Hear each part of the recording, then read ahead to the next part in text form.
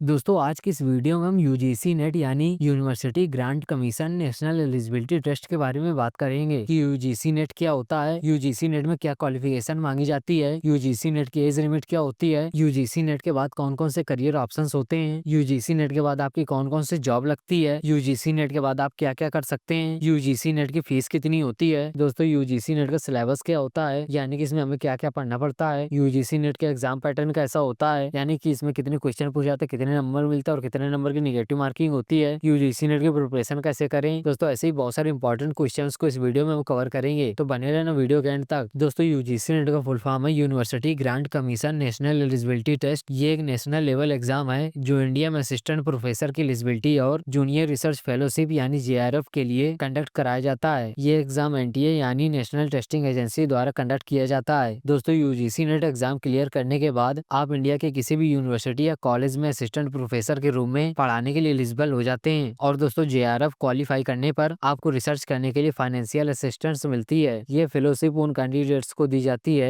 जो रिसर्च में इंटरेस्टेड हैं और पीएचडी करना चाहते हैं। अब दोस्तों चलो यूजीसी नेट एग्जाम देने के लिए आपके पास क्या क्वालिफिकेशन होनी चाहिए उसके बारे में बात करते हैं। दोस्तों यूजीसी नेट के लिए कुछ स्पेसिफिक क्वालिफिकेशन की जरूरत होती है, जिसमें आपको यूजीसी नेट के लिए कैंडिडेट के पास रिकॉग्नाइज्ड यूनिवर्सिटी से मास्टर डिग्री या फिर उसके इक्विवेलेंट कोई डिग्री होनी चाहिए। मतलब कि आपको सबसे पहले क्लास 12 पास करने के बाद 3 या 4 साल की कोई भी अंडर ग्रेजुएशन डिग्री करनी होती है। फिर उसके बाद आपको 2 से 3 साल की मास्टर डिग्री भी कंप्लीट करनी होती है। दोस्तों मास्टर डिग्री में आपको मिनिमम 55% मार्क्स आए होने चाहिए, तभी आप यूजीसी नेट का एग्जाम दे सकते हैं। दोस्तों चलो अब इसके एज लिमिट की बात करें तो दोस्तों जेआरएफ के लिए मिनिमम एज लिमिट नहीं होती, लेकिन मैक्सिमम एज लिमिट 30 साल होती है। और अगर आप एससी एसटी या फिर ओबीसी कैंडिडेट हैं तो इसमें आपको एज रिलैक्सेशन भी मिलता है। लेकिन अगर आप दोस्तों किसी कॉलेज में प्रोफेसर बनना चाहते हैं तो इसमें कोई भी स्पेसिफिक एज लिमिट नहीं होती, ना इसमें मिनिमम एज लिमिट मांगी जाती है, ना इसमें मैक्सिमम एज लिमिट। अब दोस्तों चलो बात करते हैं कि यूजीसी नेट के बाद आप क्या क्या कर सकते हैं। दोस्तों यूजीसी नेट के बाद आप असिस्टेंट प्रोफेसर बनकर टीचिंग में करियर बना सकते हैं, जूनियर रिसर्च फेलोशिप में जाकर रिसर्च में करियर बना सकते हैं और रिसर्च एसोसिएट वाला काम कर सकते हैं। आप पीएचडी कर सकते हैं, आप प्राइवेट कॉलेज में लेक्चर दे सकते हैं, आप public sector and government jobs कर सकते हैं, आप ऑथर और राइटर बन सकते हैं और भी बहुत सारी चीजें कर सकते हैं। दोस्तों यूजीसी नेट फॉर्म भरने के लिए आपकी फीस आपके कैटेगरी के हिसाब से डिफरेंट होती है। जैसे कि अगर आप जनरल कैटेगरी के हैं तो आपको यूजीसी नेट का फॉर्म भरने में 1100 रुपए देने होते हैं, और अगर आप ओबीसी कैंडिडेट हैं तो इसमें आपको 600 रुपए देने होते हैं, और अगर आप एससी या फिर एसटी कैंडिडेट हैं तो इसमें आपको 325 रुपए देने होते हैं। दोस्तों यूजीसी नेट का एग्जाम यूनिवर्सिटी ग्रांट कमीशन यानी यूजीसी कंडक्ट कराती है। ये एग्जाम हायर एजुकेशन इंस्टीट्यूशंस में असिस्टेंट प्रोफेसर के लिए और जेआरएफ के लिए कंडक्ट कराया जाता है। दोस्तों ये एग्जाम आपके 2 पेपर में होता है, जिसमें आपका पहला पेपर जनरल पेपर होता है और इसमें आपको 1 घंटे में 50 क्वेश्चन सॉल्व करने होते हैं, जिसके आपको 100 नंबर मिलते हैं। और ये क्वेश्चन ऑब्जेक्टिव टाइप यानी मल्टीपल चॉइस क्वेश्चन में होते हैं। और दोस्तों इसके सेकंड पेपर की बात करें तो इस एग्जाम को 2 घंटे में 100 क्वेश्चन सॉल्व करने होते हैं और इसके आपको 200 नंबर मिलते हैं, और ये एग्जाम भी आपका ऑब्जेक्टिव टाइप ही होता है। अब चलो दोस्तों यूजीसी नेट के सिलेबस के बारे में बात करते हैं। दोस्तों यूजीसी नेट में आपको टीचिंग एप्टीट्यूड में teaching nature, learner characteristic, factor affecting teaching, methods of teaching, teaching support system और इवैल्यूएशन सिस्टम के बारे में पढ़ना होता है। इसके दोस्तों रिसर्च एप्टीट्यूड में आपको research meaning, step of research, method of research, research ethics, paper, article, worksheet, seminars, conference and symposium, thesis writing, reading comprehension के अंदर thesis, reading comprehension, communication, reasoning, logical reasoning, data interpretation, information and communication technology, people development and environment, higher educational system, economics, political science, commerce, education, management, English literature, history और sociology जैसे बहुत सारी चीजें पढ़नी पड़ती हैं। दोस्तों आपको अपने सब्जेक्ट के लिए सिलेबस और टॉपिक्स को अच्छे से समझकर तैयारी करनी होगी। यूजीसी नेट के प्रिपरेशन के लिए सिलेबस को थ्रोली पढ़ना और रेगुलरली प्रैक्टिस करना जरूरी होता है। तो अगर आपको ऐसे करियर से रिलेटेड वीडियो देखने हैं तो आप हमारे चैनल को सब्सक्राइब कर लेना और वीडियो को भी लाइक कर देना, और आपको नेक्स्ट वीडियो किस टॉपिक पर देखना उसके लिए आप हमें कमेंट भी कर सकते हैं। जय हिंद, जय सिया राम।